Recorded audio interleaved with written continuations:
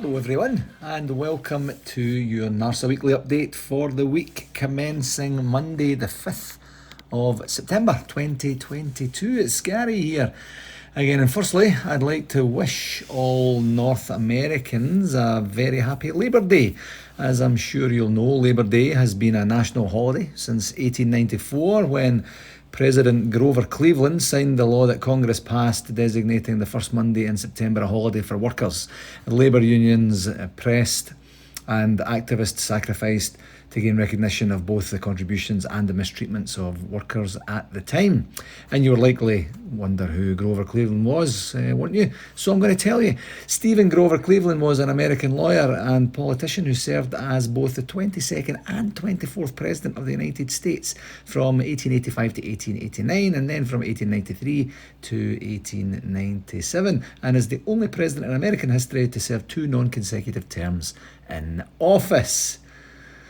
Alright, I've avoided Rangers as much as I possibly can, I guess. What a god-awful week we had with that absolute capitulation in the sequel to the February massacre that we got to, in inverted commas, enjoy. I'll give you a little bit of a sneak peek into the game segment for this week. It's very, very short in comparison to other weeks. I will try to keep the pod as upbeat as possible, so in the spirit of if you've got nothing to say, nothing good to say nothing at all, I think I'll try and do just that very thing. So let's get this out of the way. After last week's massively upbeat game segment, this week's is actually not so much, obviously. Our first game was somewhat routine 3-1 victory over Queen of the South at Ibrox on Tuesday night, with a debut goal from Robbie Ewer and a double from Scott Arfield. There was a wee bit of drama kind of early, I guess, kind of mid-ish of the first half when Queen of the South equalised to make it 1-1 for about 7 minutes or so, something like that. But the main point of the match, as I'd mentioned last week, was to get some minutes into some players' legs and give others a bit of a breather and get the result that takes us through to the next round, and that is exactly what we got. The positives of this game were the result and, as I say, some game time for some players, and I believe no injuries as well. And the negatives, I guess you could probably say, Fashion Sakala's nightmare pass for their goal, although the guy had a good finish as well. So maybe you want to stick to striking. Fashion defending just isn't your jam, my friend. And the referee watch, nothing really springs to mind in terms of any criticism for David Dickinson, so he gets an 8 out of 10 for his performance. So if you do well and there's no real controversy in a game or anything like that, you're going to get a 7 or an 8, and it's just completely arbitrary based on how I feel when I put my notes together. But you're only going to get a 9 out of 10 if you're exceptional, if you've managed a situation exceptionally well, and something amazing has happened as a result. In terms of a result that's hinged on a referee decision or something like that. So it's not like, I don't know if anybody's ever going to get a 10, to be honest, but we'll see. Anyway, so that was that out the way, and we have drawn against Dundee in the next round of the competition, and that's going to take place on the 19th of October with a peculiar 8:15 p.m. kickoff as well, which is kind of interesting. You don't see that very often. So here's hoping that game doesn't go to extra time and penalties, or people will be getting home very, very late from that. Okay, our second game was just like watching an old horror movie on repeat, wasn't it? We go into the match with the knowledge, that September is a massive month for us, and the fact that we are already behind and that mob are already flying, quite honestly. Then we also, on Friday night, have Dave King jabbing at the board through the media on the eve of the game for their handling of the cinch situation with the football governing bodies, which just is not helpful whatsoever on the eve of such a massive game. And then we approach the game in the knowledge that, despite our qualification for the Champions League, we didn't peculiarly add any further players to the first team squad, which I thought was odd and a little bit disappointing as well. The transfer deadline windows are usually fairly exciting because there's some stuff going on. Now, we did say we took care of a lot of our business or transfer business earlier in the window, which is fair. We did do that, but I just think there was a widespread assumption that, if we qualify for the Champions League, that we would then be in the market for other types and styles of players that would help us stay in the Champions League and continue to be competitive in Scotland. So when it didn't happen, as I say, just a little odd, and not exactly what we were hoping for. And then we crossed the white lines at Shark Head, and we just have an absolute horror show again. We know the script with this team. They're 500 miles an hour at the start of every game. They've got the free kicks and the throw-ins are taken at breakneck speed to, just to try and gain competitive advantage. From that, we know this, and then we act like we don't know this. I just don't understand it. I don't understand it at all. And one main real problem I have with it is that there's just an air of resignation around the whole game. It felt like, after they scored the second, it felt like, and the 4 goals that we lost were just absolute garbage. All 4 of them. Our goalie, John McLaughlin, had an absolute disaster of a performance and contributed to all 4 goals. And not only him, to be fair, but quite honestly, this guy just doesn't make the type of and styles of saves that our previous great goalies in the past had. He's a decent, competent goalie, but he's not great. And his decision making for the 4th goal was absolutely pathetic. It was ridiculous. And then he just kind of stands and stares, like there's no real obvious emotion or signs of regret or anger or annoyance or embarrassment or whatever it is he's feeling. It should be all of those, by the way, that he's feeling. And what I'd also like to have seen was, Tav or Goldson or someone coming up with him and giving him a bit of a shove and remonstrating with him in some way to let him know in no uncertain terms that he's just a bomb scare. This guy. No, we just slump our shoulders and get a wee bit more sad and plod our way through the rest of the game. I hate to say this because, for regular listeners, you know that I'm a big Gio fan and I love what he's doing and what he's done with us and stuff like that. But we are no better off with Giovanni at Shark Head than we were under Warburton, under Murty, and that's just plain sad, to be dead honest. What a sad, sorry state of affairs we're in domestically right now. The positives were they took the foot off the gas in the second half and it was only 4-0. That's the best thing I can think of. Maybe another positive, I would give Barisic, Lundstrom and Davis, the only 3 players with pass marks, and the rest were just not at the races for the entire game. And on a negatives perspective, Goldson has not had a good season thus far, neither is Tav, neither is Kent. Kent just runs and there's little to no end product most of the time. And our goalie situation just has to get sorted now. McLaughlin cannot surely start this game on Tuesday. His confidence must be completely shot after that, and he just can't be trusted, quite frankly, I'm afraid. So the whole performance from the team was just pants, absolute pants. On the referee watch, nothing too much that comes to mind. Nick Walsh did all right, and because primarily we didn't give him or didn't give Celtic much of a fight in any way, shape or form, and so we gave him a wee bit of an easy afternoon as a result, and so he gets an 8 out of 10 for his performance as well, and we'll just move on from this and see see what happens. So, where does this leave us? Well, after 6 games, just 6 games of the Championship, we're 5 points and 17 goals behind that mob after just 6 games.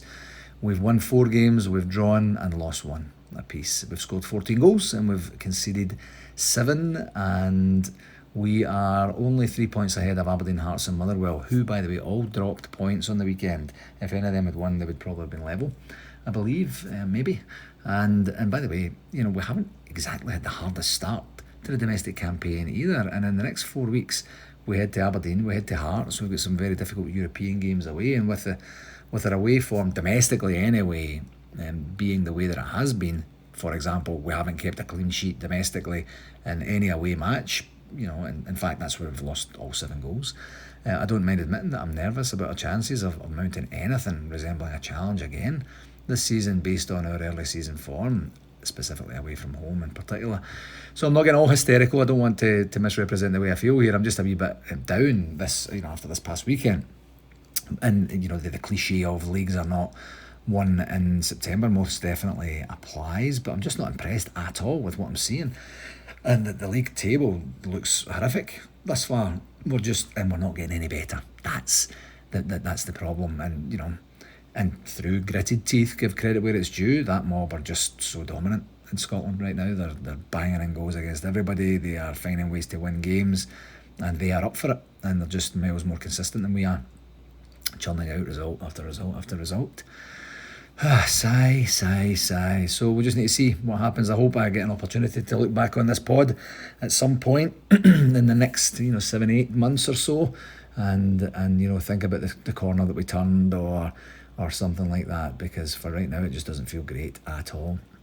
2 games this week, starting with Tuesday, tomorrow's return to the Champions League proper with our opener away to Ajax, and this one's an earlier one for us, with the kickoff being 12:45pm Eastern Standard Time. That's 5:45pm UK time. And the irony, I wouldn't be surprised if we get a positive result in Amsterdam. We know this team has great European performances in them, so I wouldn't be surprised in the slightest if we did something special, which would then in turn make Saturday's capitulation all the more puzzling and frustrating. And I don't know, we'll see. The second game is away at Pittodrie, and this one's a really early one for us, 7am Eastern Standard Time on noon UK on Saturday. And as I mentioned earlier, Aberdeen have had a solid start to the season, and they'll have seen our mess that we created for ourselves on Saturday, and we'll definitely be looking forward to hosting us, I'm sure. And if they beat us, they'll go above us in the table. And again, I know it's only the 7th game of the season at that point, but it's just grim, coming off a performance and result like we had on Saturday. It makes things not look so delicious going forward. It's just with a little bit of bated breath. We're wondering what this team is going to produce away from home now, and I hate to think like that and feel like that. For RTV, another successful broadcast on the weekend, and nothing to report on that front that I've seen, so that's a great thing. And just a quick gentle reminder that the Champions League games are not broadcast live on RTV. They're typically put out on RTV at midnight UK time. Sometimes they're a wee bit spotty with that, so don't absolutely rely on it. But if you want to see the games live, you'll get them live on DAZN in Canada, and I think it's Paramount Plus, and maybe some other channels in the States, the United States. For shout-outs, let's get a wee bit more upbeat here now that we've got the game stuff out of the way. For shout-outs, first and most importantly, I wanted to wish my beautiful niece, Chloe Carey, a very, very happy 21st birthday. Yeah, Chloe is now legal drinking age across the entire continent of North America now. Chloe's birthday was yesterday, and we all had a brilliant day, actually, a smashing day, doing some fun golf at one of those kind of new fancy-fangled entertainment golf places just outside Calgary, and then we enjoyed a brilliant dinner at a restaurant downtown called Lulu with the entire Carey clan. So, excellent day. So, for those that know me, know that I'm not a conspiracy theorist sort of guy, but on the 2nd of February, when we were getting smashed the last time at Sharkhead, it was NARSA and the Rangers Supporters Club of Calgary social media guru Andy Carey's birthday on that very day. Chloe's birthday was mere hours after the latest smashing that we've been served, so I can't help but think there's a common denominator here, and I want to be very, very clear that I think the common denominator is the Carey's birthdays, and that's the denominator right there. So I think them having a birthday on or close to an Old Firm game is a jinx and a burden for our club. It just cannot be a coincidence, can it? Surely not. But anyway, a happy, somewhat belated birthday, Chloe. Hope you had a great time and enjoyed your day. They grow up so fast, don't they? Secondly, a shout out to our friends at the Niagara True Blues Rangers Supporters Club, who had a bit of a scare on Friday when a car smashed into the front of their club. Wow, the Imperial Veterans Association Hall, which is the Royal Canadian Legion number 24 in St Catharines. I actually heard about it from Glenn Brotherston on Friday. He'd messaged me on Facebook because he was getting alerts about it on his phone. So then I contacted Wally Smith, the Niagara True Blues president, who was on his way over to check it out, and then he did share some photographs afterwards of the building front, and it really received a fair smack by whatever it was that battered into it. But the main thing, the most important thing, is that thankfully no one was injured, and the damage was such that it didn't impede the crew there getting to watch the game on Saturday morning, and I'm not 100% sure that's a good thing, quite honestly, or a good thing or a bad thing after the way the game went. But just let's focus on the positives and be thankful that all the Blue Noses from Niagara are okay on that one. And finally, on the shout-outs for this week, Alan and Emma Swanson reached out to me yesterday to ask for 2 shout-outs this week. The first one for Bobby Gilmore, who married his long-time partner Vivian Cutter on Sunday on the beach in Deerfield, Florida. Both true big-time Rangers fans. Bobby used to own the Tudor at Fort Lauderdale, which was the home to the Rangers Supporters Club for many, many years, and was also a frequent haunt for Rangers players themselves when they were also in town. And Alan shared a photograph of the wedding cake, and it's an absolute beauty. 3 layers, blue and white, has the Rangers badge, the Rangers scroll, RFC crest, and a Union Jack on it. Just absolute class.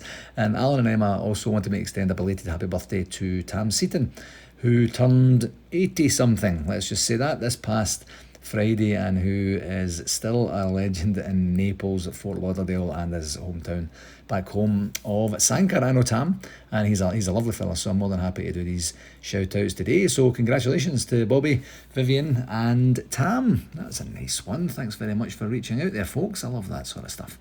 For NARSA 2023, I can confirm that it's actually 100. Oof, no, I'm giving myself a heart attack here. 283 days and 40 weeks until Toronto Midtown Rangers Supporters Club host the biggest bash of the Overseas Rangers year. And kind of similar to last week, actually, I don't have too much material to share in terms of progress on the major items.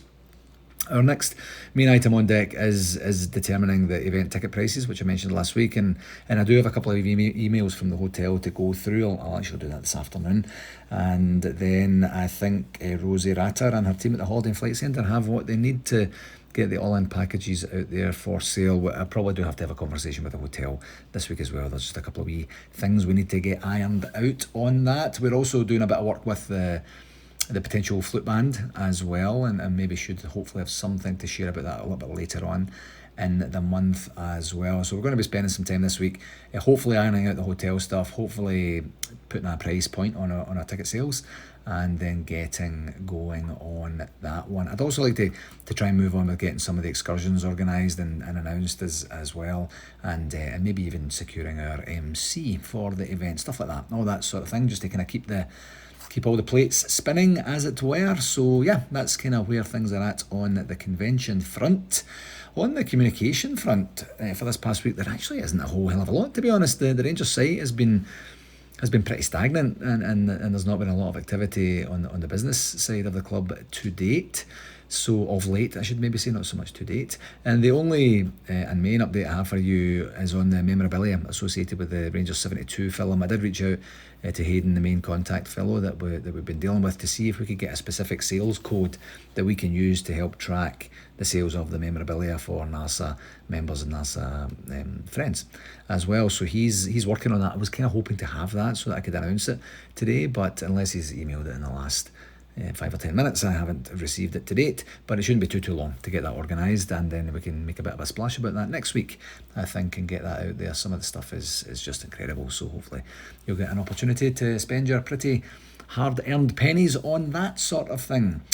On to the final part of our little series of acknowledging and thanking the folks who support, encourage, tolerate, create space for and work on NARSA related things with your NARSA executive members. I am delighted to round this one off myself by letting you know who my main support network is. For regular listeners, you'll know that I mention my love Erin and my beautiful baby boy Leo a lot, and both are really at the core of the majority of the NARSA work I do, by giving me basically whatever I need, the time and space and encouragement to do the job to the best of my ability. And quite frankly, it hasn't always been an easy ride on the NARSA executive, and sometimes it's been a hell of a lot more dramatic than I would have liked, and that comes with a whole hell of a lot of different level of time commitment and quite frankly a different level of enjoyment of the work too, and both Erin and Leo have quietly supported me through the whole thing. In fact, Erin has never actually known me without NARSA, as I've been with the association for over 10 years, and Erin and I have been together for less than 10 years. So it's going to be interesting that when this is in the rearview mirror at some point to see how we fare. And similar for Leo, he's now 13, so he's pretty much only ever known me as part of the association as well. And I remember a few years ago, I don't know if I ever shared this or not, but I remember a few years ago Leo asking me how much I got paid for being president, and was literally absolutely shocked to his core when I said nothing. It's a volunteer role. He was not impressed whatsoever. I kind of got a what kind of reply to that.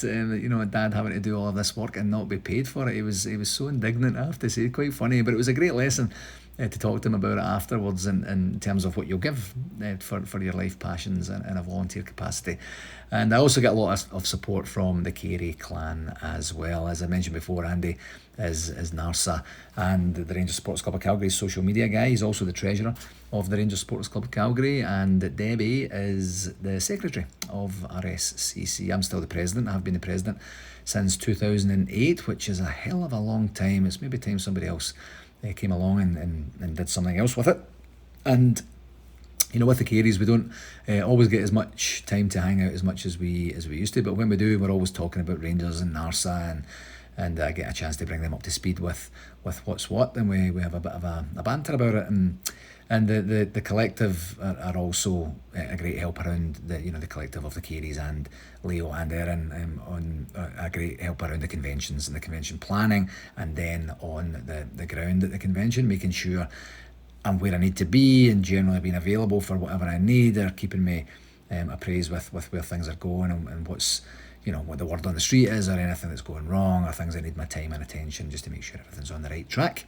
So yeah, very, very much appreciated. And finally, my biggest fan and biggest supporter for all my NARSA stuff was definitely my dad. Every day that we would talk, we would talk about Rangers, we would invariably get to NARSA business, and he was always interested with what was going on and providing somewhat kind of under the radar guidance and advice, and was a great sounding board for me just to kind of talk these things through a lot, and I really miss that. I do, but because of NARSA, on the flip side of that, we did get to go together to San Francisco, to Toronto, to Redondo Beach, to Vancouver, to Las Vegas, Calgary as well, of course, and our last convention together was Windsor, and he just loved the convention. Had a great time. I have to say, with so many laughs. Oh my word, did we have a lot of laughs there. It was a great time, so very, very thankful to NARSA for that as well. So yeah, thank you to everyone who provides me the time, the space, the support and encouragement to continue to do this job. And I have to admit, I do look forward to the day when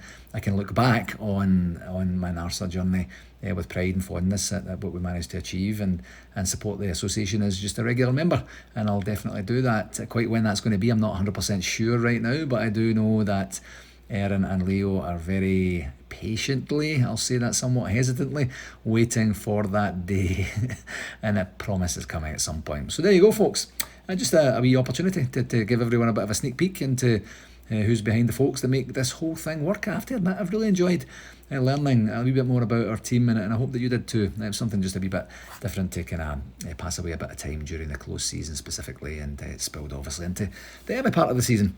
That's going to do it for this week, my friends. I'm very sorry about all the negativity surrounding the Old Firm game, but it had to be said, and I tried not to overdo it. But as always, thank you very, very, very much for taking the time to listen. Please share it with whomever you think might enjoy it. And until next week, here's to celebrating our long-awaited return to the Champions League proper, and hopefully to smashing Aberdeen at the weekend as well. Until next week, please do take care and have a great week. All the very best, folks. Cheerio.